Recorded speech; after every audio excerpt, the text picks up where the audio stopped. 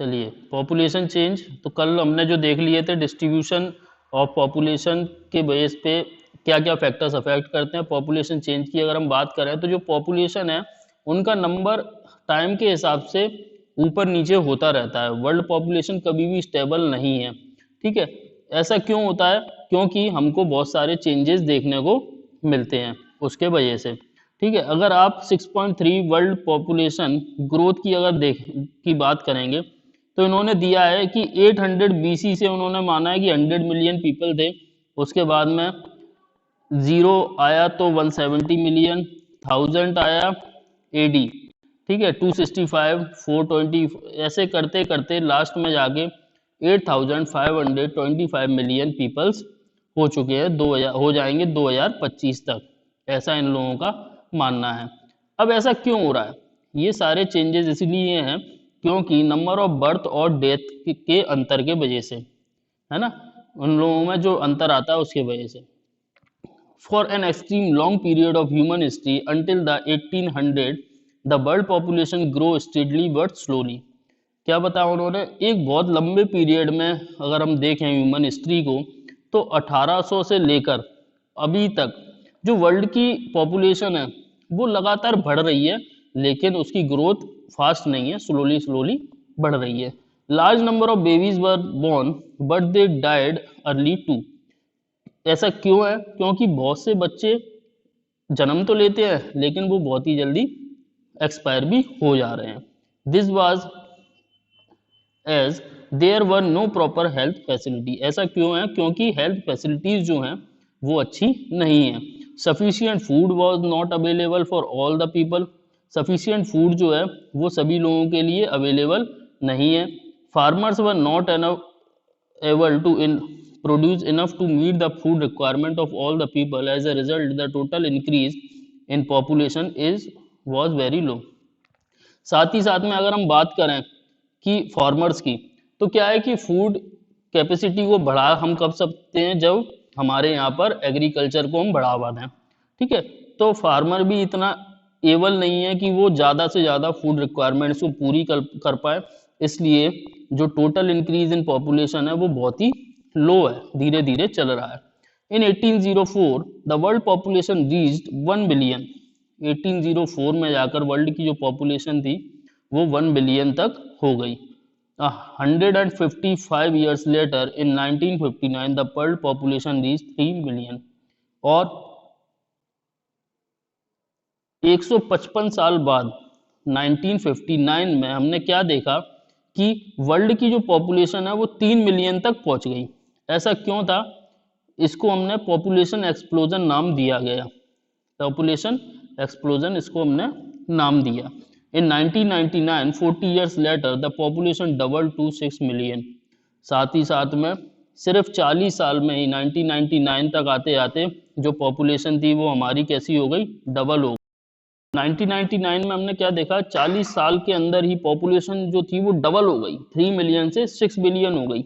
अब उसका main reason क्या था कि बेटर फूड सप्लाईज, मेडिसिन और डेथ की कमी हो जाना। ये सारे रिजल्ट हमको क्या मिला कि हमारी जो पॉपुलेशन थी वो डबल हो गई, क्योंकि बर्थ तो लगातार हो ही रही है लेकिन मेडिकल फैसिलिटी और फूड की कैपेसिटी बढ़ने की वजह से लोगों की डेथ जो थी वो होना कम हो गई। अब birth are usually measured using the number of live birth per 1000 people. Death are usually measured using the death rate, that is the number of death per 1000 people। अब क्या बताया उन्होंने कि बर्थ रेट को हम कैसे कैलकुलेट करते हैं कि पर 1000 पीपल में कितने लोगों ने जन्म लिया, उसी के बेस पे हम डेथ रेट को कैलकुलेट करते हैं कि पर 1000 लोगों में कितने लोग मरे हैं। माइग्रेशन क्या है? ठीक है, क्या है माइग्रेशन? ये मूवमेंट है पीपल का जो कि एक एरिया से दूसरे एरिया में होता है ना। आप लोगों ने अभी सुना होगा ना, कोविड के टाइम पे ये बहुत न्यूज में दिखाया गया था कि इतने माइग्रेंट्स आपको देखने को मिल रहे हैं। हाँ हाँ जी, क्या था कि माइग्रेंट्स बहुत सारे देखने को हमको मिल रहे थे। और जो बर्थ और डेथ है वो नेचुरल कोजेज है जिसके वजह से पॉपुलेशन में चेंज आता है। अब डिफरेंस क्या है डेथ रेट और बर्थ रेट में? वही हमारी नेचुरल ग्रोथ रेट को दिखाता है। पॉपुलेशन इंक्रीज वर्ल्ड में होती है, ठीक है, जो कि नेचुरल ग्रोथ रेट में भी चेंज को लेकर आती है। ठीक है, आइए नेक्स्ट पेज पे आएंगे, का देखते हैं। माइग्रेशन भी एक अनदर वे है जिसके वजह से पॉपुलेशन का जो साइज है वो चेंज होता है। क्यों? क्योंकि लोग बाग एक जगह से दूसरी जगह पर मूव करना शुरू कर देते हैं। Immigrants are people who leave a country, immigrants are those who arrive in a country. ठीक है, क्या बताया उन्होंने? इमिग्रेंट्स, EMIGRANTS, वो लोग हैं जो कि एक कंट्री को छोड़ रहे हैं। ठीक है, और इमिग्रेंट्स IMMIGRANTS, वो लोग हैं जो कि दूसरी कंट्री में अराइव कर रहे हैं। ठीक है, जैसे कि कंट्रीज हुई United states of America, Australia, इनको बहुत सारे नंबर ऑफ इमिग्रेशन या इमिग्रेंट्स मिले हैं।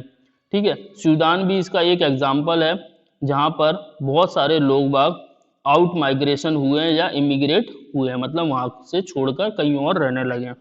ठीक है, general trend international migration is from the less developed nation to the more developed nation in search for better employment opportunity. Generally ऐसा क्यों करते हैं लोग? क्योंकि इंटरनेशनल माइग्रेशन भी लोग इसलिए करते हैं, कोई लेस डेवलप्ड नेशन में अगर रह रहा है और वो मोर कैपेबल है तो वो कोशिश करता है कि मोर डेवलप्ड नेशन में वो जाए ताकि उसको एक अच्छा एम्प्लॉयमेंट की अपॉर्चुनिटी मिल सके। Within countries, large number of people may move from rural to urban areas in search of employment, education and health facility। साथ ही साथ हमारी कंट्री में भी बहुत से लोग ग्रामीण इलाके को छोड़ के शहरी इलाकों में रहना शुरू कर देते हैं। उसका कारण क्या है? उसका कारण भी यही है ताकि उनको अच्छी फैसिलिटीज मिल सकें, फिर भले वो नौकरी की हो, चाहे एजुकेशन की हो, चाहे हेल्थ फैसिलिटी हो। ठीक है, पैटर्न ऑफ पॉपुलेशन चेंज। तो पैटर्न ऑफ पॉपुलेशन की बात करेंगे, किस प्रकार से चेंज हो रहा है। तो rate of population growth vary across the world, although the world total population is rising rapidly, not all countries are experiencing this growth.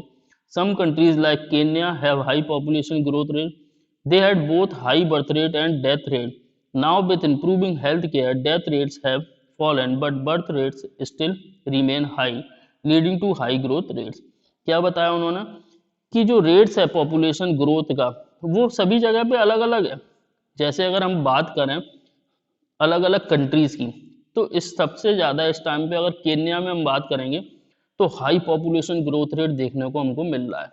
क्यों? शुरुआत में क्या था कि वहाँ पर लोग पैदा भी ज़्यादा हो रहे थे और मर भी ज़्यादा रहे थे, है ना। बर्थ रेट और डेथ रेट दोनों ही ज़्यादा था शुरुआत में, लेकिन जब फैसिलिटीज़ को बढ़ाया गया, हेल्थ फैसिलिटीज़ को, तो अब क्या हुआ कि डेथ रेट में कमी आ गई, लेकिन बर्थ रेट आज भी उनका उतना ही ज़्यादा है, जिसके वजह से क्या हो रहा है, हाई ग्रोथ रेट देखने को मिल रहा है।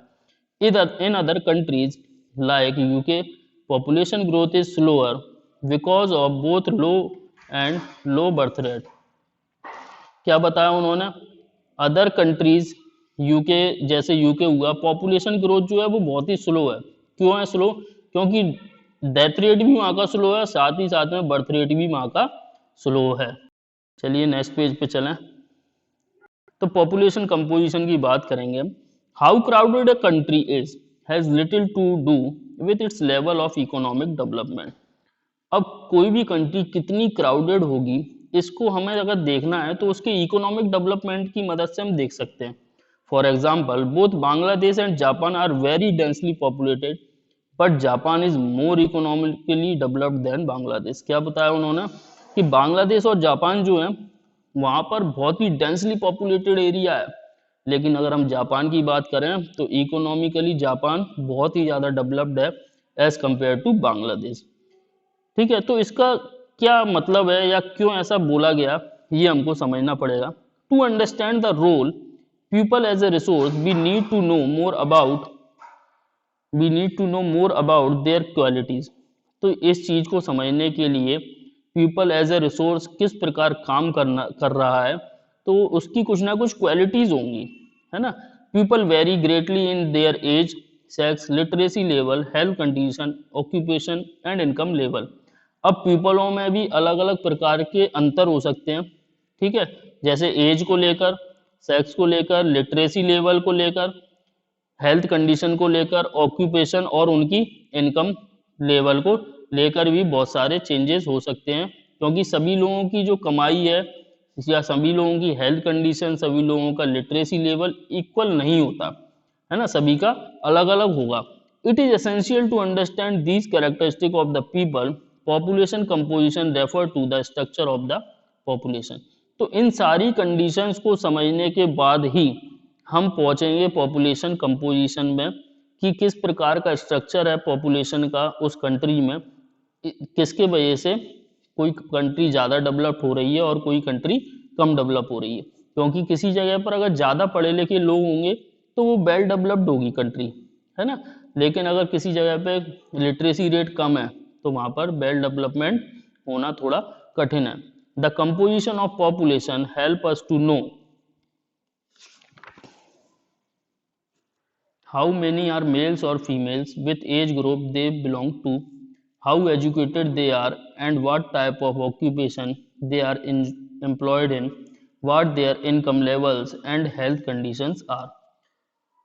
ठीक है, पोजीशन ऑफ पॉपुलेशन है वो हमको हेल्प करता है क्या समझने में कि किस प्रकार से कितने मेल और फीमेल ग्रुप किस एज ग्रुप के लोग और कितने एजुकेटेड लोग या किस प्रकार से एजुकेटेड लोग जो हैं वो अपने किस प्रकार के ऑक्यूपेशन के साथ में हेल्थ लेवल को और इनकम लेवल को इम्प्रूव करते हैं, ये सभी हमको देखने को मिलता है। An interesting way of studying the population composition of a country is by looking the population pyramid, also called an age sex pyramid. और एक अलग तरीका भी है पॉपुलेशन कंपोजिशन को पढ़ने का, वो क्या है कि हम पॉपुलेशन पिरामिड को देख लें, ठीक है, जिसको हम एज सेक्स पिरामिड कहते हैं।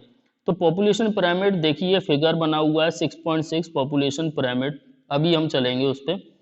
क्या बताया है, a population pyramid shows the total population divided into various age group, example 5 to 9, 10 to 14।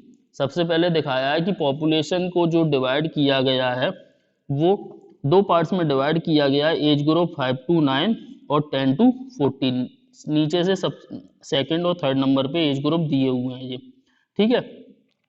इसी के साथ में the percentage of the total population subdivided into male and female in each of these group. इसी के साथ में percentage जो है वो दो भागों में बांट दिया है, मेल और फीमेल में, है ना। तो जो रेड कलर से दिखाया है वो फीमेल वाला पार्ट दिखा रहे हैं वो, और जो ब्लू कलर से दिखा रहे हैं उसमें मेल की कैलकुलेशंस दिखा रहे हैं। तो एज के हिसाब से आप देखिए, एज के हिसाब से कितने परसेंट लोग आप देखेंगे कि पढ़े लिखे दिखाई दे रहे हैं, दोनों में साफ आप अंतर देख सकते हैं, ठीक है। तो ये इस तरीके से भी आप क्या कर सकते हैं, पॉपुलेशन कंपोजिशन को निकाल सकते हैं किसी भी कंट्री के लिए। बताया उन्होंने, देखिए the shape of the population pyramid tell the story of population living in that particular country. The number of children are shown at the bottom and reflect the level of birth. The size of the top shows the number of aged people above 65 years and reflect the number of death। क्या बताया उन्होंने कि शुरुआत से ही अगर हम देखें तो हमको क्या देखने को मिल रहा है कि पॉपुलेशन पिरामिड में नीचे सबसे पहले उन्होंने बच्चों से शुरुआत की है। 15 साल से कम के बच्चे कितने सारे हैं पॉपुलेशन में, बहुत सारे। और सबसे ऊपर हम गए हैं 65 ईयर्स पे, जहाँ पर एजेड पीपल दिखाए हैं तो वो बहुत कम देखने को मिल रहे हैं, और नीचे बच्चे बहुत सारे। तो इससे हमको बर्थ रेट और डेथ रेट में अंतर समझ में आ जाता है। The population pyramid also tell us how many dependents there are in a country. There are two group of dependent, young dependent aged below 15 years and elderly dependent aged over 65 years. Those of the working age are the economically active। अब क्या बताया उन्होंने कि population pyramid से हमको ये भी पता चल रहा है कि कितने लोग हैं जो कि डिपेंडेंट है किसी और पर, है ना, या कंट्री पर। तो दो ग्रुप हमको ऐसे देखने को मिलते हैं, एक तो यूथ डिपेंडेंट्स हैं जिनकी एज 15 साल से कम है, और एक है एल्डरली डिपेंडेंट जिनकी एज 65 से ऊपर है। अब ये लोग क्या है कि वर्क नहीं कर सकते कहीं पर भी, तो ये किसी और पर डिपेंड करेंगे। The population pyramid of a country in which birth and death rates both are high is broad at the base and rapidly narrows towards the top. This is because although many children are born, a large percentage of them die in their infancy. Relatively few become adult, and there are very few old people. This situation is typified by the pyramid shown for Kenya. उन्होंने क्या बताया कि जो population pyramid है, अब उसमें birth rate और death rate अगर दोनों ही हाई है तो हमको क्या देखने को मिलेगा कि नीचे भी जो हमारा पिरामिड होगा वो बहुत ही ज़्यादा उसमें ग्रोथ दिखाएंगे और ऊपर जाके वो बिल्कुल ही पतला हो जाएगा। क्यों? क्योंकि बर्थ रेट भी हाई है और डेथ रेट भी हाई है, जैसा कि उन्होंने दिखाया है पॉपुलेशन पिरामिड केन्या के बारे में। ये देखिए पॉपुलेशन पिरामिड दिखाया है केन्या का। इसमें क्या बताया उन्होंने कि बर्थ रेट नीचे 0 से 4 देखें आप कितने सारे हैं, और 75 प्लस तक जाते जाते वो नैरो होती जा रही है लाइन, है ना। तो ये दोनों में अंतर दिखाया है कि डेथ रेट और बर्थ रेट अगर दोनों ही इक्वल है तो किस प्रकार का चेंज देखने को मिलता है। In countries where death rate especially amongst the very young are decreasing, the pyramid is broad in the younger age because more infants survive to adulthood. This can be seen in pyramid for India. Such populations contain a relatively large number of young people, and which means a strong and expanding labor force. क्या बताया कि लेकिन अगर कुछ countries ऐसी भी हैं जहां पर छोटे बच्चों की जो डेथ रेट है वो कम है और शुरुआत में उनकी ग्रोथ भी ज़्यादा नहीं है, ठीक है। तो ऐसे लोग क्या होता है कि जो यंग वाली एज होती है इसमें ऐसे लोगों की पॉपुलेशन बढ़ जाती है, जैसे कि हमारे इंडिया में, ठीक है। तो एडल्टहुड वाले लोग बहुत ज़्यादा देखने को मिलते हैं। उसके वजह से हमको क्या फ़ायदा मिलता है कि हमारे देश में काम करने के लिए लोगों की पॉपुलेशन जो है वो बढ़ जाती है। इंडिया का पिरामिड अगर आप देखें तो यहाँ पर देखो कि 0 to 4 में ज़्यादा बड़ा नहीं है और ऊपर एकदम से शार्प नहीं गया, धीरे धीरे करके कोलैप्स हो रहा है वो, है ना। तो ये चीज़ें अंतर है। In countries like Japan, low birth rate makes the pyramid narrow at the base, decrease death rate allow number of people to reach old age. अब जापान की अगर हम बात करें, देखें पिरामिड क्या बताया उन्होंने कि बर्थ रेट इनकी बहुत ही कम है, तो उसके वजह से कम ही लोग पैदा हो रहे हैं, साथ ही साथ में आगे जा रहा है, थोड़ा बहुत फ्लक्चुएशन है और डेथ रेट भी ज़्यादा नहीं है उनकी। इसके वजह से चेंज देखने को मिलते हैं। Skilled, spirited and hopeful young people endowed with a positive outlook are the future of any nation. We in India, any fortunate to have such a resource, they must be educated and provided skills and opportunity to become able to productive। अब क्या होता है, death rate, birth rate कैसी भी हो, कैसा भी graph हो किसी भी कंट्री का, लेकिन स्किल्ड लोग और पढ़े लोग लिखे लोग ही डिसाइड करते हैं कि हमारा देश किस ओर बढ़ रहा है, किन चीज़ों को रिसोर्स बनाना है, और ये सारी चीज़ें एजुकेशन की मदद से, स्किल्स की मदद से ही काम में आ पाती हैं और हम चीज़ों को प्रोडक्टिव बना पाते हैं। तो ये आपका चैप्टर यहाँ पर ख़त्म होता है।